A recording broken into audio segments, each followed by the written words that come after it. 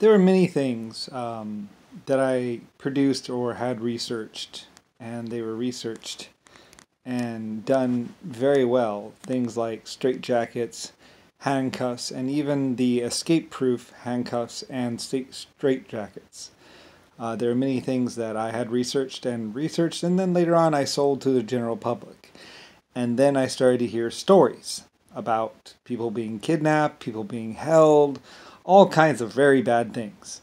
At that point in time, I had to buy some back. I forget if it was handcuffs. I think it was handcuffs or maybe straitjackets. But one of them, I had sold quite a few of them, and then I had to basically outlaw them, and basically make it so owning them was illegal to the general public or general people. So I had to buy some of those back, and I did at great cost because a lot of people didn't want to sell them back at the same price they bought them for. So, and some of them were even in fact museum pieces. So I bought them back, sometimes at great expense, and I could afford it. And then had them melted down and made it so only certain groups could own these items. I believe I'm talking about handcuffs and stuff. And I think at the time I included private investigators and police officers could only own handcuffs or something or use them. So only certain groups could at the time. I was like, well, all right, because I didn't want just anyone having handcuffs and then, basically handcuffing their girlfriend to the steering wheel or something like that.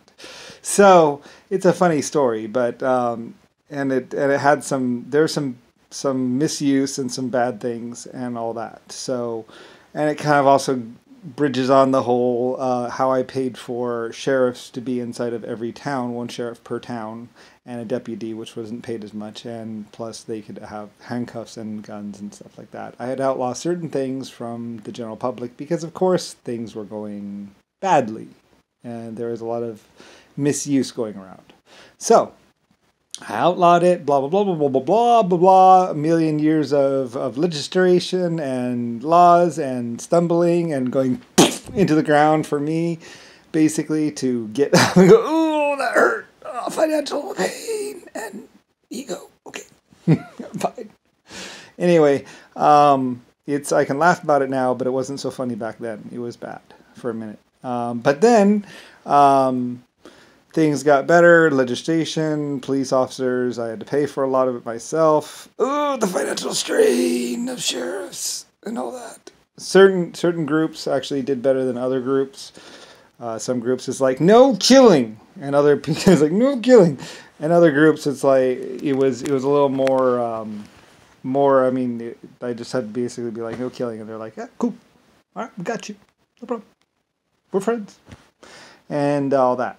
So it was interesting. You would probably see some record of it in the newspaper or something where somebody bought back something like guns or I had like a buyback handcuff program or something like that, or buyback straitjackets or something, some sort of restraint device or a couple things were, they were bought back before they were made illegal, if I remember right.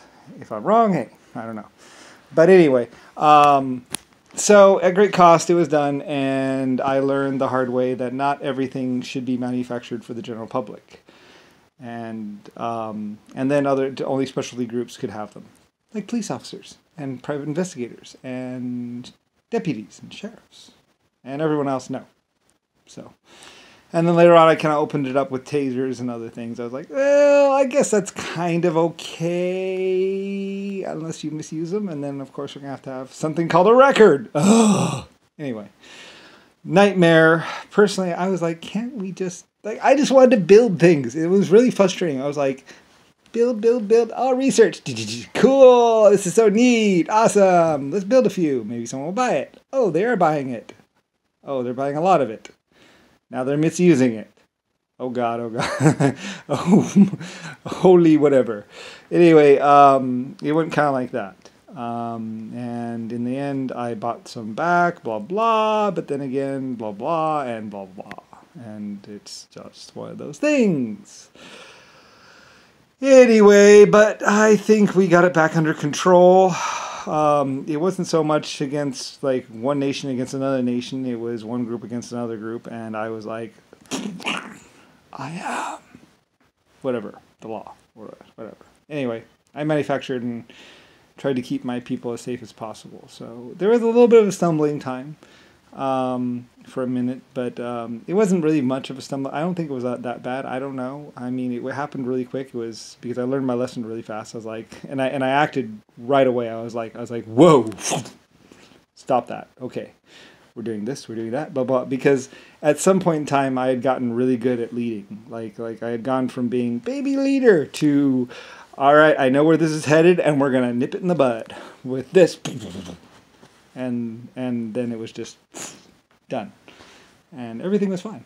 And really, my only real enemy was just rot and decompose, just like degradation of everything.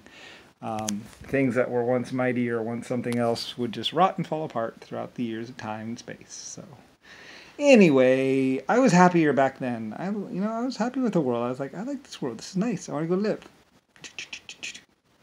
But no, technology had to go forth. I don't know. Anyway, at some point in time, it was like there's a rocket attached to my back, and civilization, humanity was going through a changing period where it's like, becoming something much, much greater. So anyway, it was an interesting experience for me, and I don't know. I mean, anyway, very relative.